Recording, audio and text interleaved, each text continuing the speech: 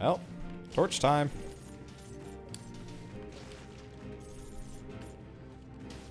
Significantly lazier.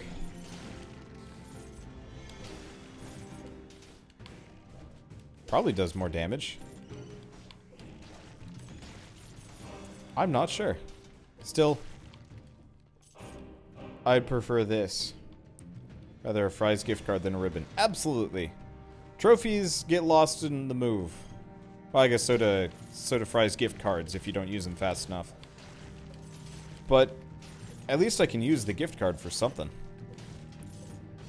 It really grinds my gears when they're like, here's a prize for your you know, participation in this competition. We're never gonna give it to you though. I did a thing for an indie developer. They had an art contest years ago, like back when I was just starting YouTube. They're running a Kickstarter, and they did an art contest, and if you won, you get the art book. And I won. No art book. It has been almost 4 years now. Little bit less. It'll probably be 4 years sometime late this fall or early next year. But I, you know, put in a fair amount of work into that, and I was kind of looking forward to the art book because I really liked the art they had for the game. And then nothing. Oh right, I forgot my grenade gets bonus damage on burning targets. Well, that's handy. Oh, we're too high up.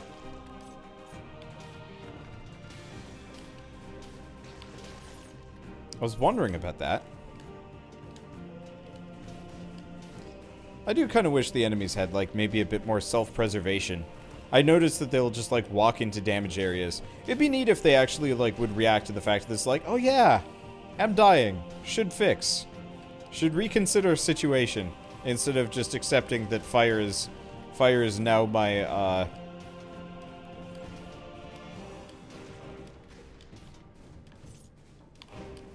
fire is currently my state of existence. Yeah, I feel bad because the developers for that specifically, like, were like, hey, our game's finally out. You should cover it. And I'm like, sure, but where's my art book? And they're like, we haven't made it yet. And I'm like, what? I mean, it'll come at some point, or it'll come never. I'm not sure which. But someday, hopefully, they'll send me an art book and I'll be happy about it again. I don't think I'm gonna mention the game by name. I highly doubt any of you guys would ever, like, bug a developer against my will and, you know, like, send them hate mail or anything like that. But I never know. There could always be that, like, one person there to kind of ruin things.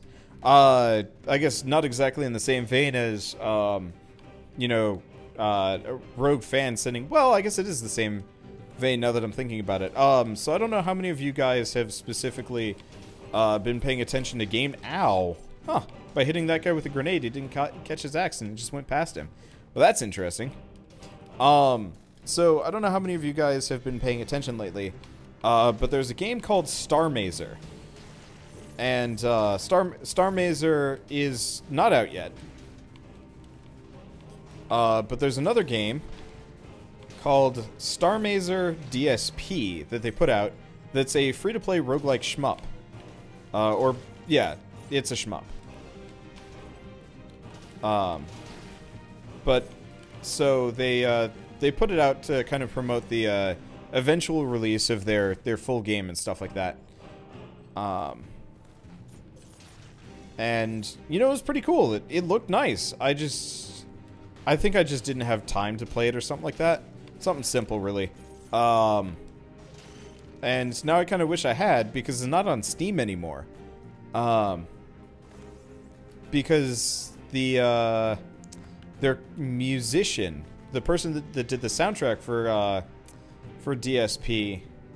Oh yeah, we want that. Goodbye, Firebrands. Actually, yeah, we'll take the Firebrands instead of the bow. The bow is useless.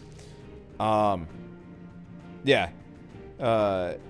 The controversy is big with that music and the YouTuber. Yep. Okay, so Star Mazer DSP is off Steam because the composer of the soundtrack for DSP, who is an in-house musician for them, had, like, you know, quit the company and whatever, you know, choosing to focus on herself. And then a year later has more or less, it's not Dark Side Phil. I don't even know what DSP stands for, honestly. But so she steps away, transitions from male to female, but that doesn't really matter. It's just some people call him, her a him and shit like that. I don't know. It's whatever. Not important. But so then she turns around and says, I didn't get paid for the soundtrack. I'm gonna start demanding money from the developer and stuff like that.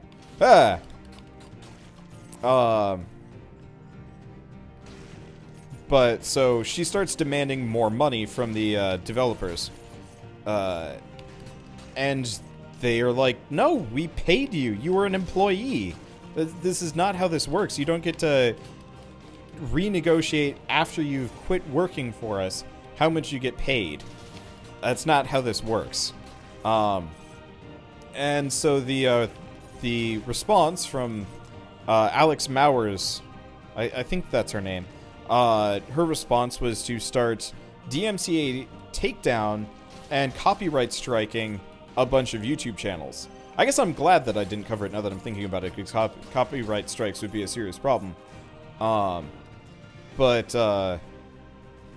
so Alex Maurer has been attacking people like Sleep Cycles and a couple other people just because they did a Let's Play of a game that she's having a dispute with, and in this action she is trying to convince other YouTubers to these other YouTubers to support her cause, you know, saying, "Oh, well, I'll take away the DMCA takedown if you, like, you know, make a video publicly supporting me or whatever." Effectively blackmail and extortion. And it's kind of legal for her to do this because YouTube isn't actually using DMCA. If this was a regular DMCA takedown, it would be super illegal. But since it's, like, kind of one of those, like, YouTube not quite DMCA because they want to leave the law out at all costs up until, like, they absolutely do not have a choice in any other fashion. Okay. I think I might actually... Let's reset my stats here. Let's get a little ridiculous, seeing as I'm using this dagger more than I'm using my skills. Then we'll work on it. Yeah. She's also selling her music actually illegally. So let's set this down to 1. Set this up to 9. There we go. Let's get silly. It's supposed to work. Oh. I gotta click these. Sorry. There we go. No? Really? I don't know how this is gonna work. Might work. Might have already worked. Might just not be shown properly. But so she's been going after everybody, and this has been like a hot buzz on YouTube and whatnot for a while. But I've been listening to it because I've been curious. Okay, so this is a buckler that I actually like to pick up.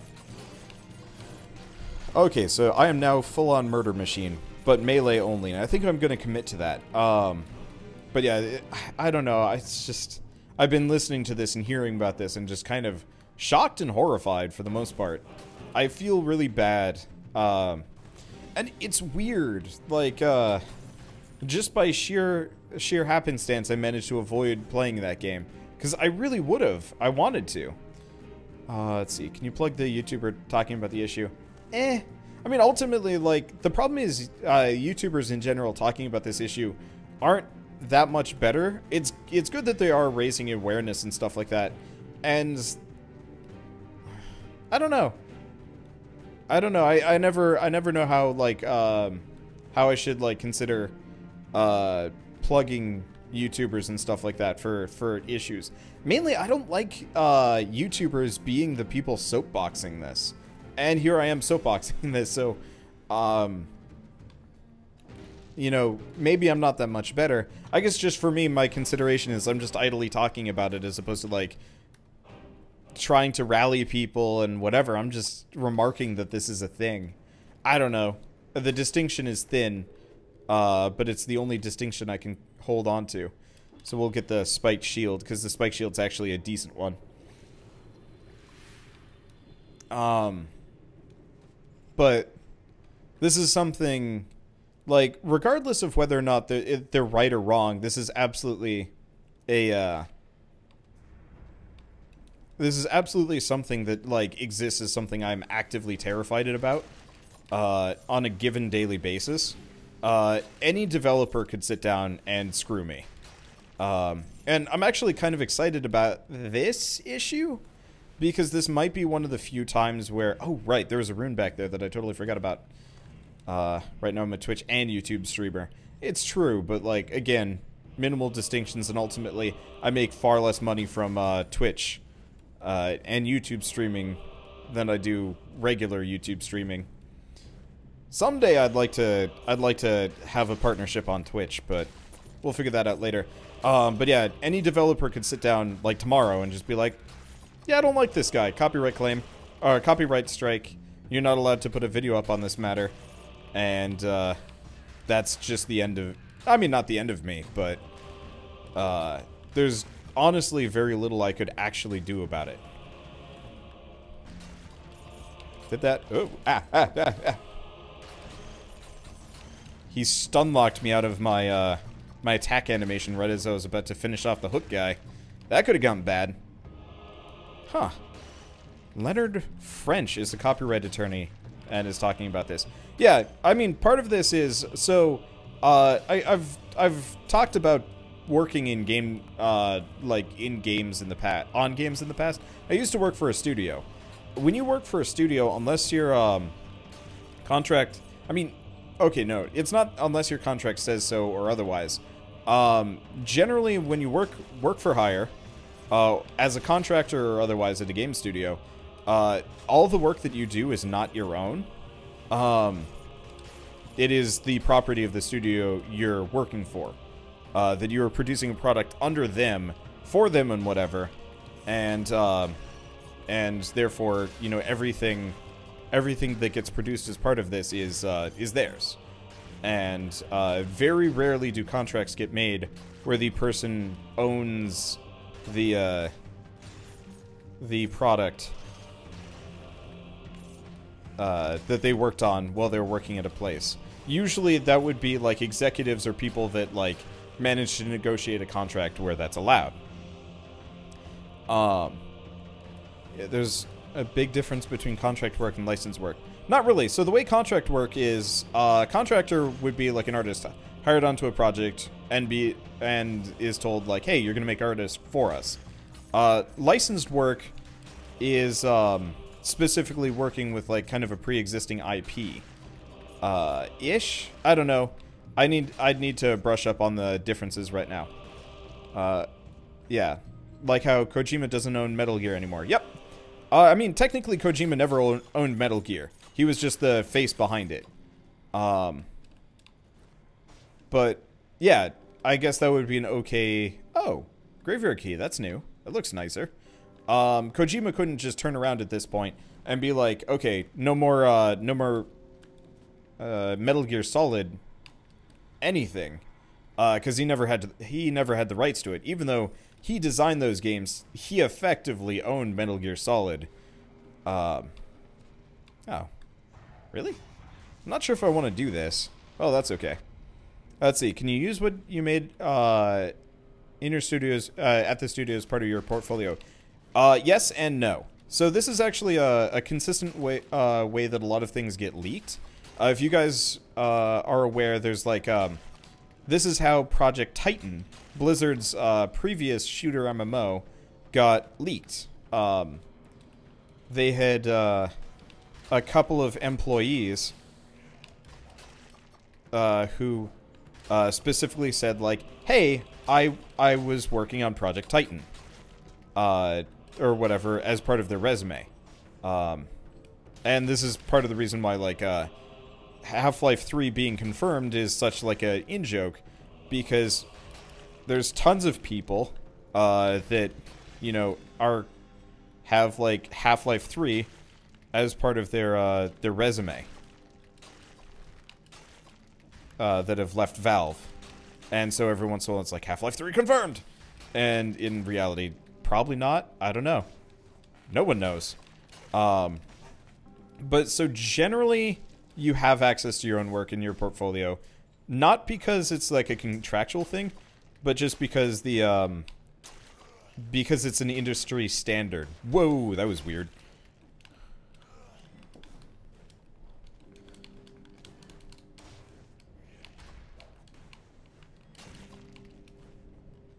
Okay. That was really worrying. Okay, I hate it when I float over enemies and stuff like that. Jesus. Damn it! Only 15 seconds left. Shared rights is also a thing. I mean, there's like a billion ways that everything can kind of like, there's a billion ways that anything can turn out when it comes to copyright and stuff. And it all really depends on your contract. There are contracts that exist out there that specifically say you can't even put it in your portfolio. And if you're like an aspiring artist, you have to make out. I wonder if he was actually immune to the stun grenade because he was only partially visible. That's an interesting question. There are a lot of games that, like, what's a good example? Project Dylan. They kept that so tightly under wraps for ages that nobody even knew what Project Dylan was, apart from that Project Dylan was a thing. Hmm? Yeah, Anthem. But everybody knew it as Project Dylan. And it became kind of an in-joke because the game's... I mean, who names your product Project Dylan? They did. But so... anybody that worked on that project pretty much was not allowed to talk about it, put it in their portfolio or anything like that. But generally, most developers, most people that hire you for your artwork are amenable to the idea of, like, yeah, you can use your artwork in your portfolio, even if you don't have reproduction rights for it anymore. And so, like, Alex Maurer, for example, going back to that, yeah, she could absolutely say, hey, I made the soundtrack for this. But she couldn't say, like, I own this, and I'm going to sell it now. Now, there are obvious exceptions. There's, was it Chipsel that did the Interstellaria? I think it was Chipsel. Chipsel did the soundtrack for Interstellaria, which was a nice, fun game, but Chipsel was contracted to do it, but retained the rights to the music for reproduction outside of the game. So, specifically, she can sell the soundtrack. And you have to go through her if you want to feature her music you have to go through her if you want to feature your music in your streams and stuff like that, outside of, you know, gameplay videos and whatnot. I'm trying to think of, like, other examples here. I mean, there's a billion one. It really just all depends on what's in the contract. And, like, some contracts are unenforceable. Like, for example, it doesn't generally fly if there's no consideration for the artist. So, for example, if they had been like, if the Star Mazer people really had never paid Alex Maurer, then that would actually be like a completely different scenario. Because you can't work, slavery is illegal, pretty much, and has been illegal.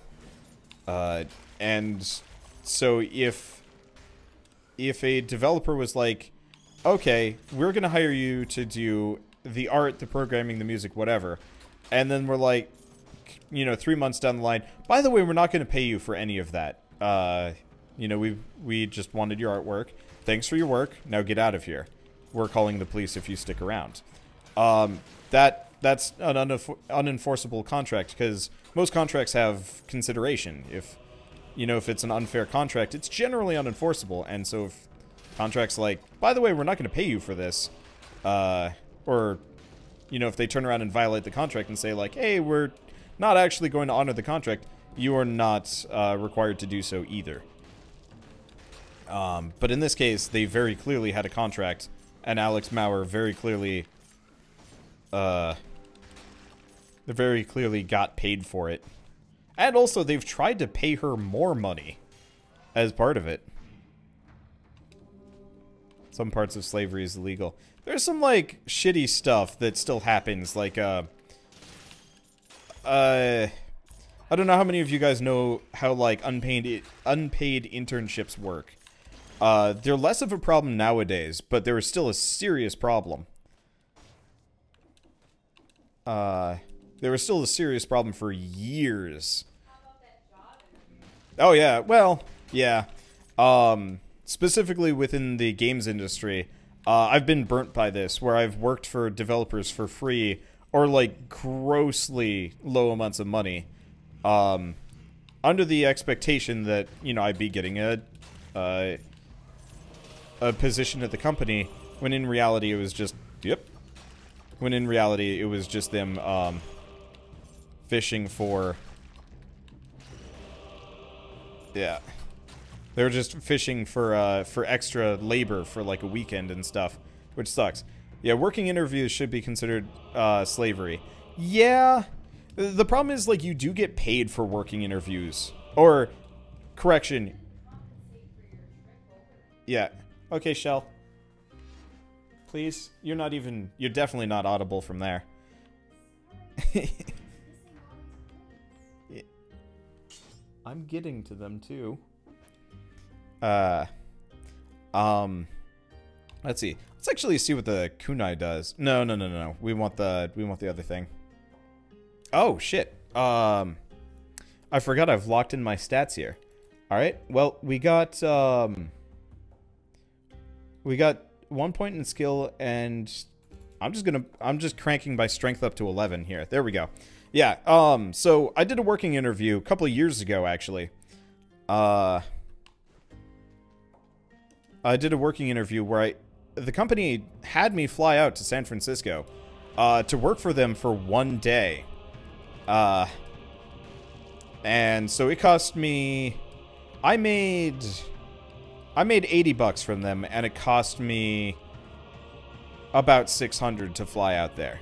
You know, with room and board and transportation and whatnot. Maybe it was a little bit more than that. And they never even said no. They're just like, well, we'll let you know in a couple of days whether or not you get the job. Because I was literally like, I was staying at Keith's house. Being like, okay, I'm just gonna hang out with you guys until I get that job confirmation. I didn't even have a plane ticket back, because if they were gonna hire me, I didn't want to have to, like, fly to and from home. I was ready to move out to San Francisco. Except for they never, ever contacted me back. They're just like, well, we'll let you know. We're still considering. And then that was just the end of it. And it was super awful. And as far as I'm concerned, absolutely should be illegal. But technically it is legal. I got paid for the work. It's very predatory. And I'm not entirely sure if that stuff should fly. But even worse than that, to me, are unpaid internships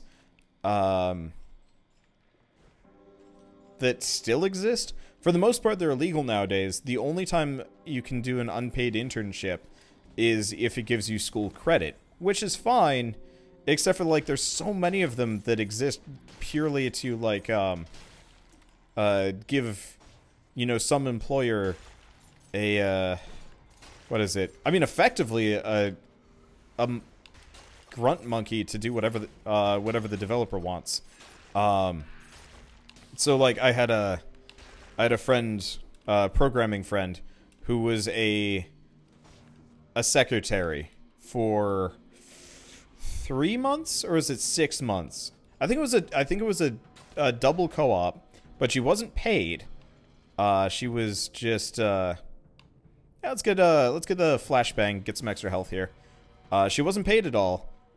She just had to, you know... Actually, I think she actively lost money on that. Because she had to pay for room and board and stuff like that. And so she didn't get any applicable experience. And when she was finally done with the internship, they more or less just refused to provide like an active good reference for her or anything like that. And used her for, I mean, free labor for the entire thing. Poison and burn enemies when you parry. Sure. Okay, so that would put my strength down by 1. I'm cheating hard here. But I kind of like it. Okay, so let's set it at 10. And, well, I guess we're not going to be doing anything else anyway.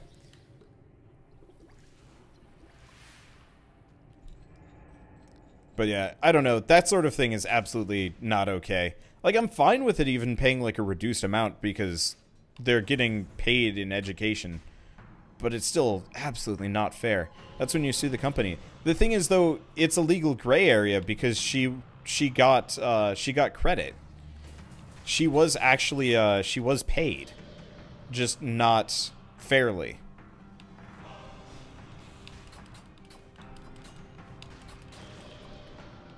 And so it was a bad deal, but it wasn't illegal by any sense, and it sucks.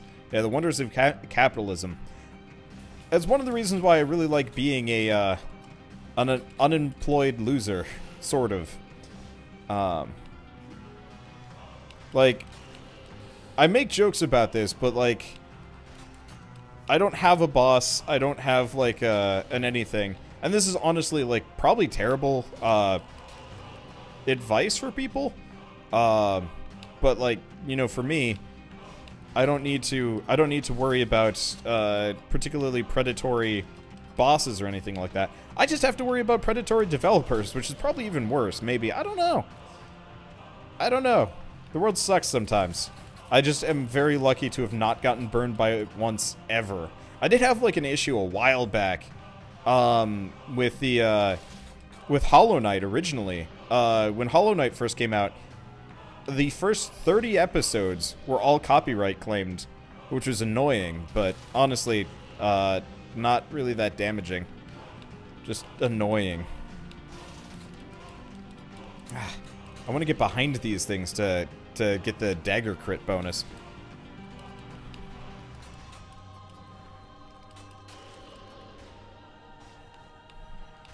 I see why the developers don't let you min-max freely. It's really ridiculous. Wouldn't Shell be my boss? Not really. If anything, I'm hers.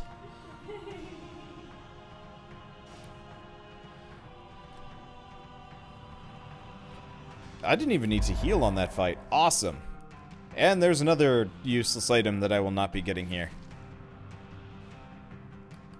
But yeah, I don't know. The world's stupid. I hate predatory developers and bosses and stuff like that.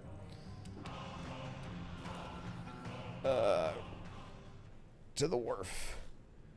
Did not actually get as many cool items from that as I thought I was going to get. Don't you get the Impaler from him? Or do you have to get it elsewhere? I have no idea.